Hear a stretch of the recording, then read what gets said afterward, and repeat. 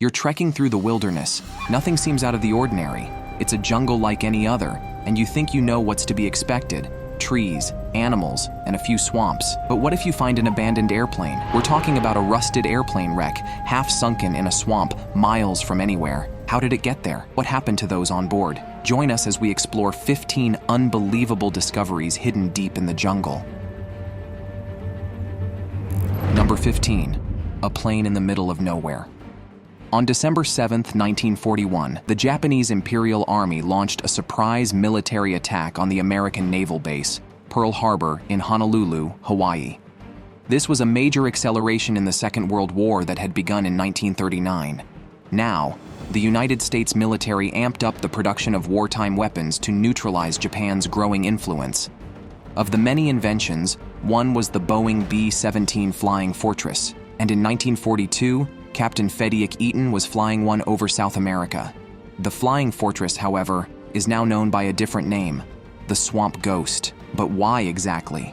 Well, in February of 1942, Eaton and his crew had to force land the bomber plane in the middle of nowhere after repeated blows coming from the Imperial Army's military. Everyone assumed that the crew on the Flying Fortress had perished when the bomber plane failed to report back.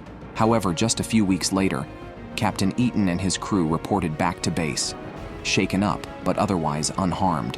The exact coordinates of nowhere were revealed in 1972, a whole 3 decades after Eaton and his men had abandoned the plane in 1942.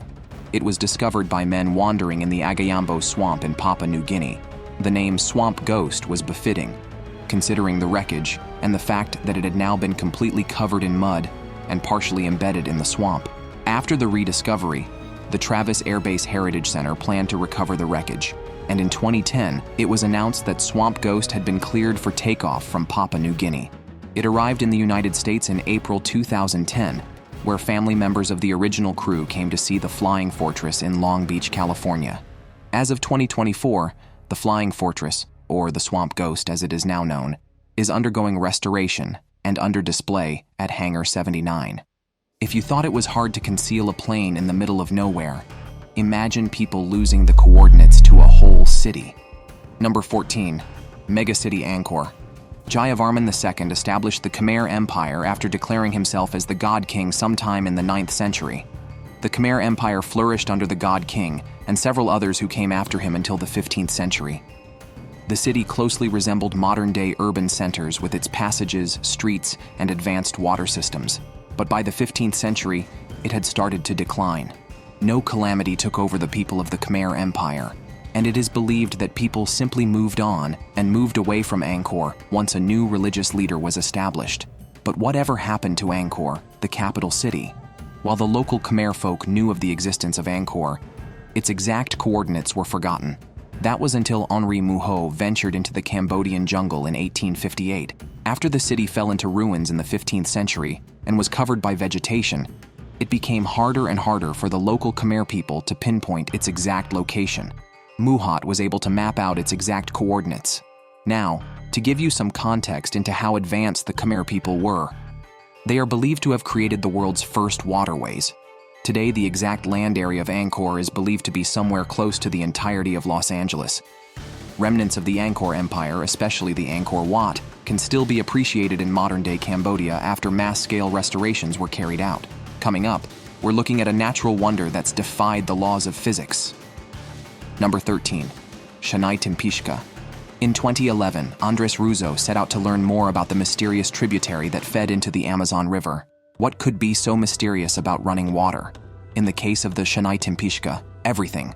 Russo had heard of the world's only boiling water river from his grandfather.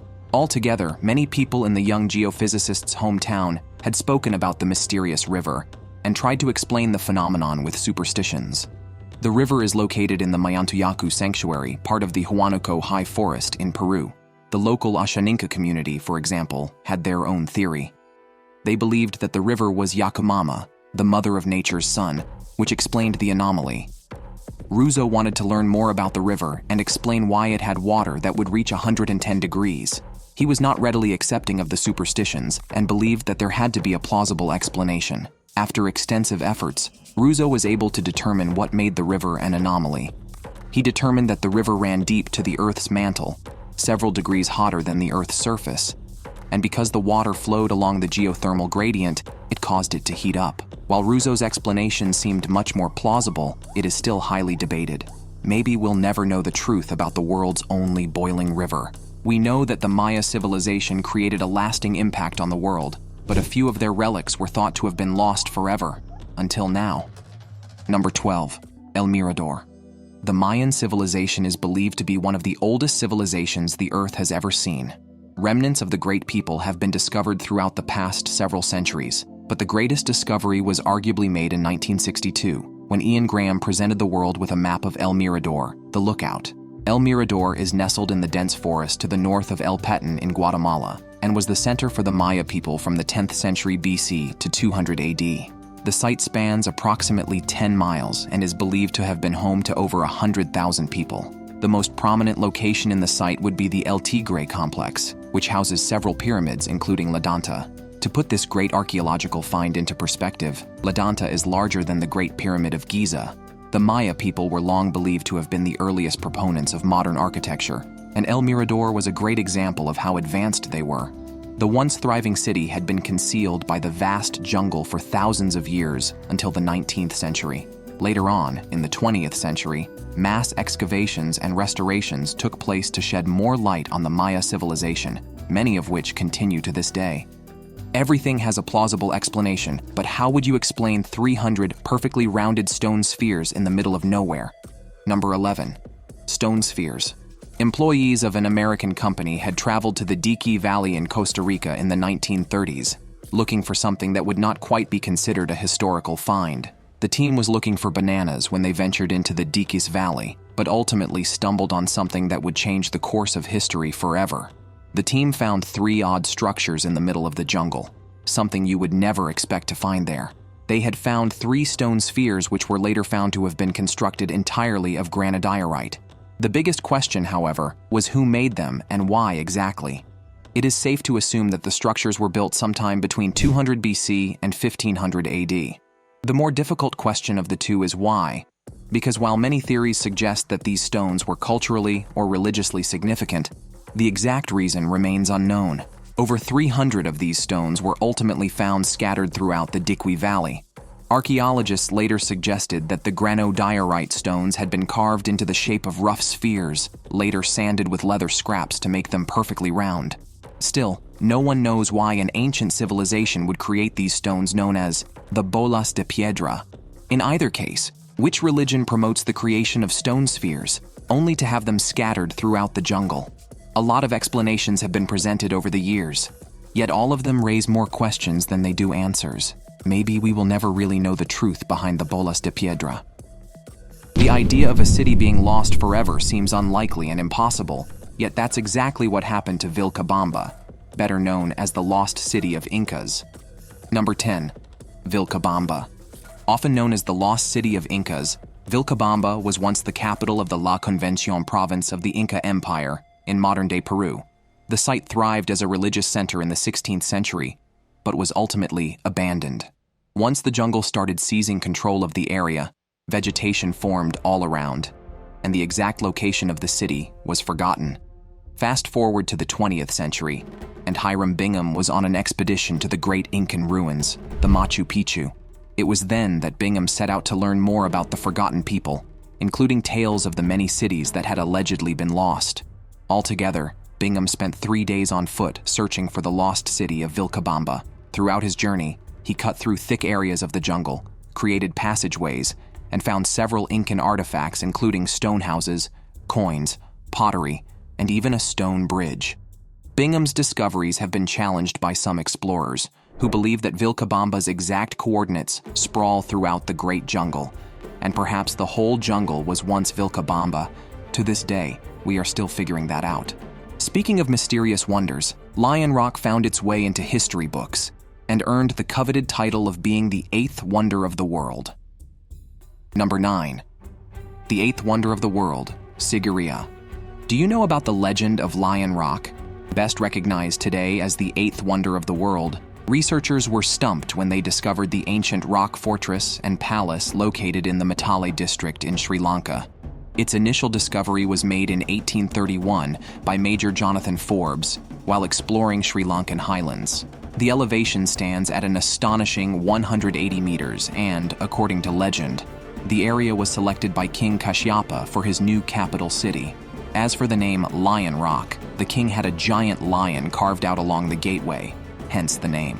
The palace was well decorated but ultimately abandoned after the king passed away. It regained prominence in 1982 when it was declared a World Heritage Site and is now one of the most prominent tourist attractions in all of Sri Lanka, befitting considering the many murals on the walls, the fountains, and the luxurious artifacts that have been unearthed from Lion Rock. A lot of these finds were met with skepticism upon initial discovery, but almost everyone, save for a few, don't believe in the lost stone head of Guatemala's existence. Number 8. The lost stone head of Guatemala. Of all the things that could possibly be discovered within a jungle, a gigantic stone head would be at the very bottom of the list. However, in the late 20th century, that was exactly what was found in the jungles of Guatemala. The features were unique, but clearly human. The stone head had fine features such as thin lips and a large nose, and its posture curved up toward the sky. The features were distinctly similar to pre-Hispanic races of America, leading many to believe the stone head was carved by Masons in ancient South America. The stone head gained popularity after Dr. Oscar Raphael published a photo of the head in 1987. Allegedly, he had received the photograph in the mail one day from a mysterious man who claimed to have owned where the head was found. Ultimately, it was found to have been a member of the Beener family from a small village in La Democracia in the south of Guatemala. While members of the Beener family claim that the stone head was in fact real, and have many villagers to corroborate their claims, Dr. Raphael could not locate the monolithic structure himself when he visited the site later on. Either one of two things happened. Anti-government rebels had vandalized the area and destroyed the stone head, or the Beener family had lied. The jury is still out. Next up, we have an archaeological find that turned into a New York Times bestseller. It's the Monkey God. Number 7. The White City of the Monkey God. In 2017, Douglas Preston wrote a book titled The Lost City of the Monkey God, a tale based on true events. The book detailed an expedition by filmmakers Steve Elkins and Bill Benenson using LiDAR to search for the Rio Platano Biosphere Reserve of the Gracias a Dios Department in the Mosquitia region of eastern Honduras. The search was inspired by rumors of La Ciudad Blanca, also known as the White City. Altogether, 4 expeditions were launched in the 1930s by the Museum of the American Indian, the High Foundation. The search was inspired by tales of a lost city with a pyramid topped by a giant stone statue of a monkey god, somewhere in the Mosquitia region. The search was a near success, with Preston discovering large pre-Hispanic settlements, plazas, terracing, canals, roads, and pyramids, confirming the existence of a lost city. The book eventually went on to become a bestseller, although not without some controversy. Namely, the archaeologists who were not involved in the expedition claimed that the existence of the lost city and the artifacts were exaggerated for the publication. Still, the book was a #1 bestseller on the New York Times bestseller list. It was named a Notable Book of the Year by the New York Times and a Best Book of the Year by National Geographic, the Boston Globe, and the American Association for the Advancement of Science. Besides artifacts and relics of lost civilizations, there have been more than a few cases of people being lost in the jungle. How long can one survive out in the wilderness, however? Apparently, Hiru Onoda spent decades in hiding. Number 6. The man who hid in the jungle for decades. When the rest of the world celebrated the end of the Second World War, Hiru Onoda stayed on his post as a soldier of the Imperial Army. It was not until decades later that Onoda was relieved of his post, celebrated for his bravery, and formally allowed to put down his arms and go back to living a normal life. The Japanese Imperial Army officer had trained as an intelligence officer when he was sent to the Philippine island of Lubang in 1944. His mission was to carry out guerrilla warfare and gather intelligence, with strict orders never to surrender or take his own life. And that was exactly what he did. Onoda was one of several officers who were instructed not to leave their post, but when the war ended, the government informed the remaining soldiers who were scattered throughout the wilderness. This was done by dropping leaflets in jungles, but Onoda dismissed this as enemy propaganda. Meanwhile, other soldiers eventually left their posts, even if they did not believe the war was over, just to be able to go back to normalcy. The real question is, how long did Onoda stay in the wilderness? Interestingly, 3 whole decades. Onoda survived in the jungle, carrying out small-scale attacks on local villagers and evading capture. He lived on what he could find in the jungle, including food scavenged from nearby farms, and relied on his training to remain hidden. Onoda's isolated resistance came to an end in 1974, when Onoda's former commander, Major Yoshimi Taniguchi, traveled to Lubang to formally relieve him of his duties. He later moved to Brazil and lived a quiet life until passing away in 2014. Wiped away and forgotten like many other cases in today's list, but did the lost city of giants ever even exist? Number 5. The City of Giants. Nestled in the remote jungles of Ecuador, archaeologists discovered a lost city which has been termed as the Lost City of Giants, a site that has sparked intrigue, controversy, and debate for decades now. The City of Giants was discovered in the Amazon region, near the border with Peru. As the name suggests, the City of Giants is notable for its massive structures, evidence of a lost civilization where everyone was a giant. Hence the name. The site was first discovered in 2012 by Bruce Fenton, who stumbled upon the structures in the jungle by accident. Besides the giant stone structures, the lost City of Giants was also a marvel for the several gigantic tools and pyramid structures found. For example, the pyramid measures roughly 80 meters tall. How did they construct such a marvel? No one has been able to explain just yet. The city has been subject to much controversy and speculations of its authenticity. Still, despite the skepticism, the lost city draws several hundred and thousands of tourists every year. There's some talk about the lost city being constructed by people in the modern day, probably as a prank for others. Others believe that the city harbors some secrets of a civilization that was wiped out along with dinosaurs many, many centuries ago. Still, some believe that the people in the lost City of Giants were targeted by regular humans because they were so different. Could aliens also be a plausible explanation? We might never know. Another entry of a plane being lost in the jungle, but in this case, this was a plane that predated the invention of electricity too. Number 4. Ancient aeroplanes of the Incas. Could ancient civilizations have conquered the art of flying long before modern-day humans ever caught up? According to some researchers and fringe theorists, yes, they very well could have, and the Incas would have been the first people in humankind to do so. This is something that has been hotly debated over and over again, best evidenced by the ancient airplanes of the Incas, small gold figures that resemble modern aircraft. Locally, these artifacts are known as Quimbaya artifacts. The airplanes were found in tombs in the Tolima region in modern-day Colombia, a site known to have once been home to the Incas. What made the airplanes even more monumental was that they could actually fly, if built to scale, that is. In the 1970s, Peter Belting and Algund Eanboom built scale models with engines to see if they could actually fly, which they did. This was interesting considering that the Incas had built these miniature models sometime in 1000 AD. Still, what if they were not mini airplanes? That was a question proposed by several archaeologists, who argued that the mini airplanes were actually representations of animals or religious figures. Many argued that the Incas were not advanced enough to understand modern flight carriers, and it is more logical to assume that these figures represent mythological flying creatures. It is just a coincidence. People have survived in the toughest of conditions, but this upcoming father-son duo survived for 40 years in the middle of nowhere. Number 3. Vietnamese Tarzans. A father and son duo survived for 4 decades in the Vietnamese jungle, relying on bear essentials and their bear instincts. Ho Van Than and his son Ho Van Lang had been living in the dense jungles of Quang Ngai Province, Vietnam.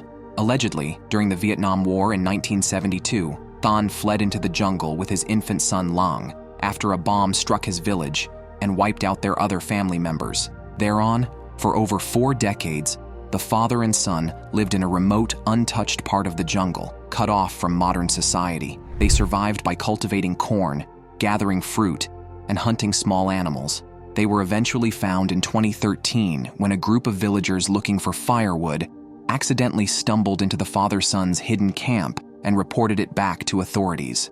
Shortly thereafter, a rescue team was sent to the camp, and the team negotiated with Than and Lang to modern civilization.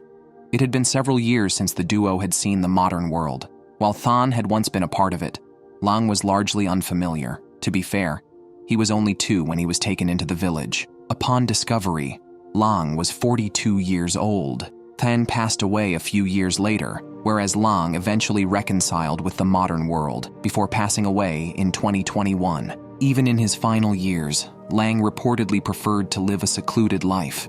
Coming up next, a man-made wonder that's defied everyone's expectations with how whimsical and wonderful it is. Number 2. Sculpture Garden. Known to the locals as Las Posas, this surreal, fantastical creation is the work of Edward James, a British poet who traveled to the lush green jungles of Xilitla in the Huasteca region of San Luis Potosi in Mexico. Construction began in the middle of the 20th century, around 1947 when James purchased the land. Reportedly, his goal was to create an otherworldly sanctuary that blended art with nature and focused on James's surrealist artwork. The name Las Posas, meaning the pools, refers to the series of natural water features found throughout the garden. These tranquil pools, some of which were modified by James, provide a serene contrast to the towering, eccentric structures that surround them. James did not work on the project by himself. Over the next several years, he hired several local artisans to cover the whole 80 acres to create Las Posas. James created sculptures, staircases, archways, and passages that lead into the jungle, all following a whimsical theme adorned with giant flowers. Today, the sculpture garden attracts tourists from all over the world who venture into the jungles looking for James's take on a whimsical, fantastical world. What do we know about Adolf Hitler? Several biographies, documentaries, and recounts of his life, yet none of us really know when he passed away or where. Number 1. Secret German bunker. In 2015, a team of researchers from the University of Buenos Aires found a mysterious bunker in the Argentinian jungles. The mysterious hideout was believed to have been created during the First World War, back when Argentina was a staunch supporter of the Third Reich. What they found reignited an old legend about one of the world's most feared dictators, Adolf Hitler, taking it back to the spring of 1945, when the Allies advanced into Germany after the fall of the Nazis. Hitler was their prime target, but before the army could get to him, they discovered that the feared dictator, along with his wife, Eva Braun, had passed away. The bodies were discovered in their beds, believed to have been a self-inflicted case. It was enough to appease the Allies, and shortly thereafter, the Allies announced victory. But had they actually won? Now, let us go back to 2015 when the discovery was made. The researchers knew that the bunker was German-built, and probably from the time of the First World War, but they never expected it to hide secrets any deeper than that. The site had been opened to the public, and the signage indicated that Hitler's personal assistant, Martin Bormann, had visited the bunkers at least. The question is, did Hitler visit them too? Officially, the German dictator was declared defeated on April 30th, 1945. However, the discovery of German coins inside the bunkers led to speculation that Hitler and his wife had body doubles in their bed on the fateful night when the Allies won the war. To be fair, this theory of one of the greatest cover-ups in all of history is supported by actual facts, such as how the Nazis did in fact build hideouts in the remotest parts of South America. Should the Allies actually win the war? The 2015 discovery has now cast doubt on the whereabouts of Hitler, his wife, and any family they might have had. Thanks for watching, and we'll see you in the next one.